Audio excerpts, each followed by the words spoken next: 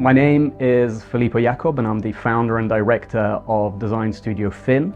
And FINH is an experimental product design studio where we take really jargony words like machine learning, AI, blockchain, IoT, and we transform them into meaningful and easy to understand experiences, products, services, and sometimes businesses that make people's lives a little bit more magical, a little bit more interesting, and hopefully better if we get to solve real problems.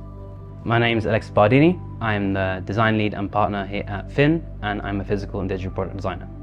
Part of our brand's mission statement is to demystify technology and to create a more equitable future for the many through the products and services that we design. At the core of it, I think there's this understanding that the public doesn't care what the technology is. They don't want to be bamboozled by big words, complicated words. They just want good outcome and good experiences as they use a product.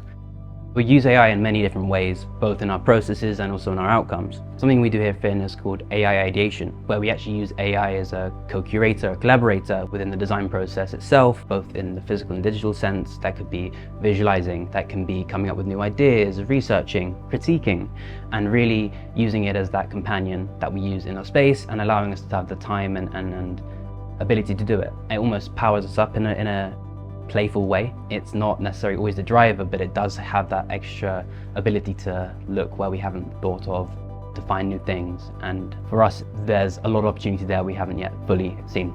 One example of how we've managed to use AI in one of our projects is Sedia, which we based off the very well-known Sedia Uno by Enzo Mari and his series of furniture. And what we really did as a self-initiated project was inspired by him, IKEA, and that plug-and-play nature of furniture living in the home. We questioned what that meant now and going forward. And Filippo had a very fascinating idea while building one in the studio, and was just, how intelligent would this be? What does it really mean for intelligent living, the future of this? And the question was, how intelligent should a chair or a piece of furniture be? And how wacky that was, it really started to question. And we used our sort of product design processes. We really sort of imagining what that would be. To us, a chair should almost live like a companion in the house. You know, you've built it, you live with it, you've made a connection with it. And from there, could it speak to you? Could it tell you stories? How does that interface with you in your day-to-day?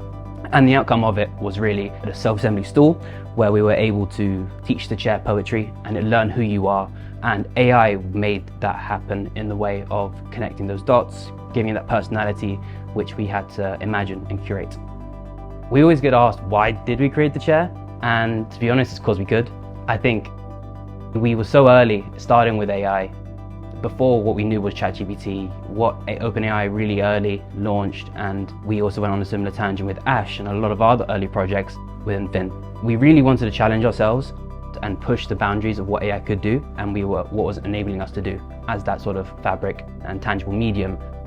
If I ask you to describe AI, you'd probably come up with three things: a cylinder that can talk, the color purple or the color blue, and magical twinkly stars. There's also a lot of fear-mongering that comes with AI and thinking that it may replace the job of creatives. But I think the way that AI can be used is to create a more magical world. I think we used to live in a world full of magic for centuries past until today, of magical objects, mythical swords, chairs, and if you grew up watching Walt Disney movies, you also grew up with talking clocks and dancing brooms. And in a way, I think AI can help us maybe reconnect with that childlike wonder that humans have for these mythical things, and to actually make them real.